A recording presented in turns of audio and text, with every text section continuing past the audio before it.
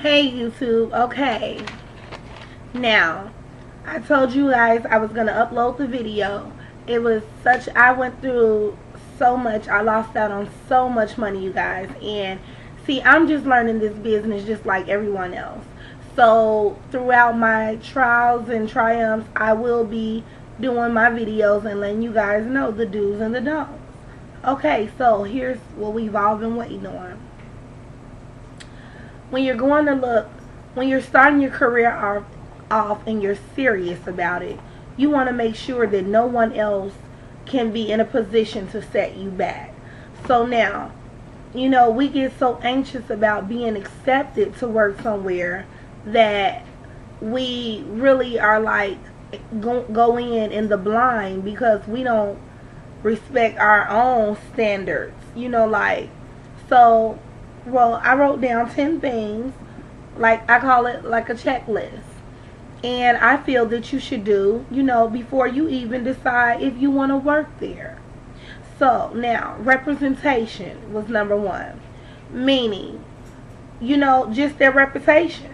What's the reputation of the salon? What is the reputation of the owner?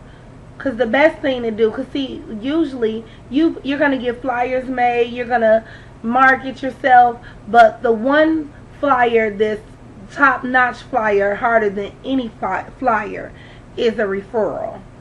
Okay? So, with that being said, you know how people say, I don't care what nobody think about me? No. You do want to care what people are saying about this salon, because you're going in here and this is your livelihood. This is how you're going to make your money. This is how you're going to succeed in life. So, you've been through school. You paid your money, of course, to go to hair school. And I feel that you owe yourself that much to go somewhere that, basically express where you will want to be at in the near future with your own salon. So with that being said, representation is number one. Write that down. Representation. Just hearing what people are saying about the shop. If it's usually a shop that's getting great reviews, 9 times out of 10 is going to be a great place to work. A shop that's getting bad reviews, hey, and so on and so on. Area. Make sure, first of all, before you even think about even going anywhere, that this area, check out how much a gallon of milk is in the store.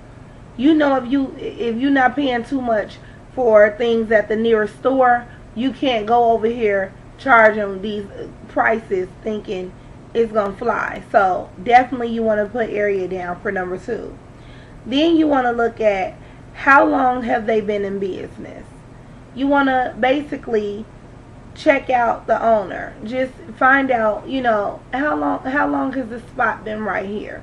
Because, for some reason, and I've been in the hair business now for 14 years, and I will say this, for some reason, no. You do want to know how long they've been in business, and for everything that's been going on with me personally, I don't like to work for people who just started out. I don't, because I don't want to be a part of your first mistakes. And maybe that's just because that's just me being in the business doing hair for the time that I have actually been doing it. I just can't see me. No, I can't take that risk anymore. Okay, and that's number 3. Then number 2, Google them. Google the building, find out, make sure no one's in foreclosure. If they own the building, make sure they're paying up the taxes. All of this stuff is right on the internet. All you have to do is Google them. Then if they're renting, because then it can get a little rough. Because see, they could be renting and not paying the renter, and you not knowing that because you're a booth renter or a commission worker. And of course, when someone owes someone and you're paying them, they're not going to tell you that they owe, because they want to get your money too. They already owe someone else. So it's very imperative. This should have been at the top of the list, actually. Yes, please Google them. Their taxes, their debts, their foreclosures. Talk to the landlord. Hell, Google them. Google everybody. Make sure these people are legit, okay? Gosh, please Google them. And then after that, you know, because that's like, oh, I'll give the person the benefit of the doubt of saying, I don't know you, so who am I to judge? Okay, so if you want to work at this shop, go see how it feels to be a client at the shop before you subject your clients to a surprise. And you know, you don't want to be, because so many times I've been surprised about what's going on and embarrassed because my client is right here. So I'm finding out about this and it's like embarrassed, my client is right here. So you want to make sure you do that. Please go get a service. Go get a service is number 5. Please go get a service. Okay. Then, not only that, call. Pretty much before you go to even get the service, hopefully it's a shop that you have to call in and set an appointment for anyway. So that's what I would do. I would call. See how these people are going to be treating your clients. See how these people are going to be talking to your clients when your clients call and ask for you. You know, you want to make sure, because at the same time, no, this might not be your salon, but you also have a standard for you and your clients. So make sure you do that. Call in and just see how, you know, are they friendly? Are they rude? Call in and make sure about that. And then also, don't go to work anywhere that they're not offering amenities. It's amenities everywhere. You know, with your license, you need CEU hours. So you want to make sure that you go to a salon that can at least have some continuing education for you. You know, hopefully you get a salon and the person is very talented to whereas at still least you're learning something. So you want to also make sure of that. And then, is there room to grow? You know what I mean? Is there room to grow? You know, because sometimes people will see you making a certain amount of money and get to a certain height of excellence. And now it's like, oh, you know, let me throw a dart in there. And what I call people like that, they're usually good business people, but when it comes down to the jealousy bone, or, you know, because some people say they want to help other people and they want to see you succeed, but the moment you start, they get mad. So that's why I say sit around and see. You will know all of these things, because people that do things like that, they usually talk too much.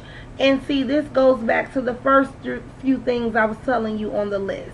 Going in there and sitting in there, calling in. You'll hear the gossip. Ask the streets. You'll know all about all this. Don't subject your clients to this. This is your bread and butter, ladies and gentlemen. This is your bread and butter. This is how you're going to eat. This is how you're going to open up your Pretty and Pink salon, or your Blase Skippy salon, or Daze Skippy, so whatever the name may be. You always want to have you a checklist and check these things out. Okay, and then you want to make sure, okay, now that was really it as far as things you do to going. Now let me tell you some things. I have 3 or 4 things to tell you to do that are very, very important for once you get in the salon. Keep it professional at all times. Please. Whatever you do on your outside time, that is your business. That's not knowing. Keep it professional at all times. It's good to know the owner, to be friends, to be associates, but you're at the top of your career right now, and the last thing you need is a sensitive type of relationship. That's what the being too attached. Always keep it professional. This person, some people work with their spouses, some people's spouses come by. Just keep it professional. You don't want any bugs being planted in anyone that's going to make anyone feel uncomfortable. You don't know who's watching you. Just please keep it professional. And don't take the risk. You do not have to take the risk. If once you start working with them and things like the lights, the gas, the water, and everything start going off, get out of there. Pack your things and get out of there. Nothing's going to ever be wrong with the lights unless it was a T-storm, and that means everybody else's light is off. Don't take the risk. That's why I say don't be friends. See? You could be friends. I gave you that because I know how it is. But now you're stuck with taking the risk. Remember that. This is your bread and butter. security. You want someone that's going to be, you want to be safe.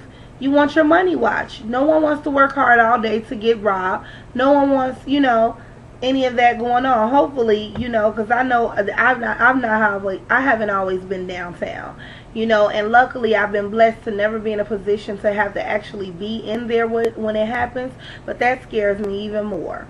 Okay, so, and my last but not least thing, because I'm going on 10 minutes now, and I said this time around, no more long videos.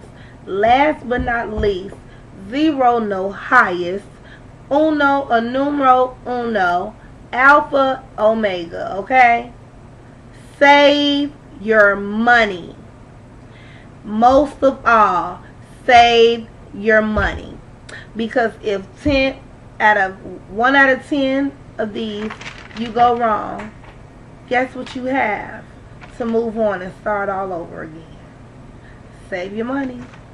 I love you guys, and remember, you do not have to take the risk.